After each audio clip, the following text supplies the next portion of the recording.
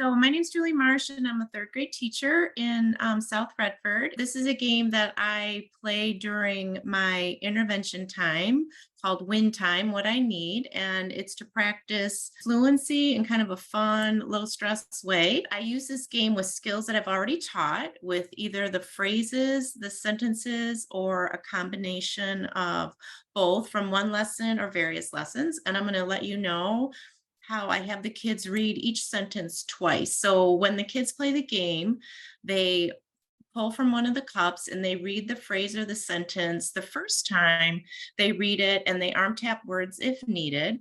And then the second time they focus on phrasing and expression, like scooping words into phrases, looking at the end mark, matching their voice with the type of sentence it is. And then what I'm doing during that time is I'm assisting with decoding with needed. I'm encouraging kids to look at their chart if needed. I'll model for kids how to scoop words into phrases. I listen for appropriate expression. I might ask questions about vocabulary. And there's a little picture here. This is my WIN group, has 6 students in it. And we either work in the library or sometimes we're in the lobby of our school building because we just don't have a lot of space. So this is at the table in the library, and you can see the kids, they've marked their page and then they're playing. We either play with 2 or 3 students, depending, because I have 6 kids. So we kind of just split it up that way. So to play, you just need a game board, 2 cups, one with a triangle, one with a square, a dice or a spinner, and a game piece for each student, and then the phrases or the sentences that you want to work with. And all you do is we use a dice and we roll and then they move. And then they pick a sentence or a phrase out of the square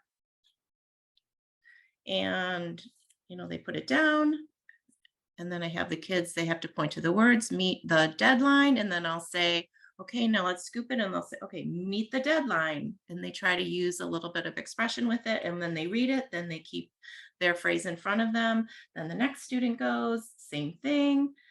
And they pull the phrase or the sentence out of the cup. So the cups right now have phrases. If I want to use sentences, I'll put sentences from one or a combination of lessons that we're working on. So if it's a phrase, it might look like something like this. Ouch, I do not like bee stings. And then I'm working with the kids on, instead of we don't want to read like a robot, we're trying to scoop our sentences, our words together. Ouch, I do not like bee stings, where we're trying to get our expression going as well. And we might talk about the exclamation point and what that means and how your voice sounds. We might talk about, oh, have you ever been stung by a bee, or what is that like? Some of the sentences too, we've had, like this one has a contraction in it. So if kids are reading this one, I'll scout out a place to eat our lunch. And I might ask, well, do you remember what I'll means? Means I will, because we've already had a contraction lesson. Or I might say, do you know what scout means? Scout out a place. And we just played this one the other day, and one of the kids knew that meant I'm going to look for a place to eat lunch. And so I'll just ask some questions about whatever the sentence is, bring up some vocabulary. Depending on, what the sentence says. Some of the sentences, they're in questions. So something like this. If this is in our cup, the students work on questions and how their voice sounds with a question mark. So can your sister take a breath underwater? And then I work with the kids on, scooping that into phrases. And then if they're questions, sometimes we'll do it with like a yes, no card. And I'll say, well, can your sister breathe underwater? Is that possible? And we'll talk about, well, no, people don't breathe underwater, fish do. And, we might say, okay, so that goes in the no column. And then if there's another one, they'll draw. The kids just take turns back and forth, rolling the dice and moving. Can you spread jam and butter on bread? And we'll talk about, what does that mean? And like, oh, make a sandwich. And they'll say, yes, I can do that. And they'll put it on the yes side. So that's a kind of an extension you could do with the game. And then sometimes, just for variety, I might take the emoji cards like this. And so they'll have to draw, okay, and they might have to read it kind of in an excited voice or a sad voice. And so there's different cards that the kids can pick too. So that's just an extension that the kids like to play as well. So in addition to that, sometimes at the end of class, the students, when they're playing, they kind of keep their sentences all in front of them. And if they run out, I just say, okay, just mix them up and put them back in the cups. It's really no big deal. They just, we put them just back in. And then at the end of the game, sometimes if we have enough time, I might say, okay, pick one sentence and I want you to write it on your personal whiteboard, with the capital letter, the period, the period, the question mark, spell everything correctly, mark your skills. And then we have these little cups cards that the kids use to remind them to use a capital letter, to use the correct end mark, to look at their spelling. If there's enough time, I've had the kids, pick one of the sentences and dictate it to their partner for something different. So the partner dictates their sentence to them, and then vice versa.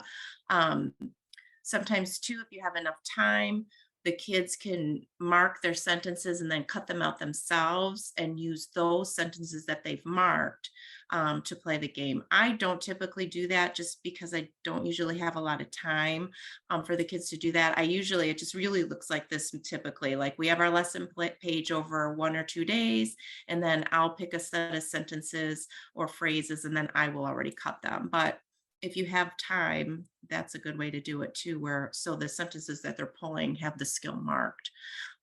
So that's a game that I have in our game rotation when we want to practice fluency in kind of just a different fun way.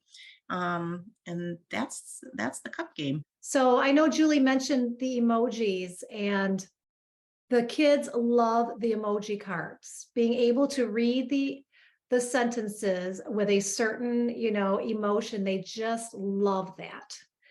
And that gives them a chance to read it several times. They can read it first, regular, and then they can go back and read it with the emoji that they pick up. And I have one girl that I work with, and we have to try to guess what emoji, what expression they're using. So it's a lot of fun. Yeah, the kids like it. It's really pretty easy and straightforward, but they like it. And I don't know why they like drawing little sentences out of a cup, but they do. They think it's fun. So it's just kind of a different way to practice the sentences and the fluency. So sometimes I use just one set of sentences, but as we've learned more skills and advanced through the year, sometimes I'll put, just to make it a little more challenging, and I'll have them make a little bit more effort, I'll put maybe 2 or 3 even sentences together. A couple weeks ago, we did the 3 sounds of ED, and I did all of the sentence kind of mixed together in the cups. And so they were picking different ones, and we did the sort with it, and we did the game. And yeah, so we play that, not, probably weekly, or, at least every other week as a different way to practice. That's awesome. I've also played where you can split up the word cards. So you've got your Go Fish cards, 2 pages. So there's double. You put 1 page of the cards in one cup, and then you put the other page of the cards in the other cup. And you can decide if you land on a square, maybe you're going to just read the word. And if you land on the triangle, you have to spell the word. So how I play with my students is we decide which cup is going to be the cup where you have to spell the words, and which cup will be the cup where you have to read the words.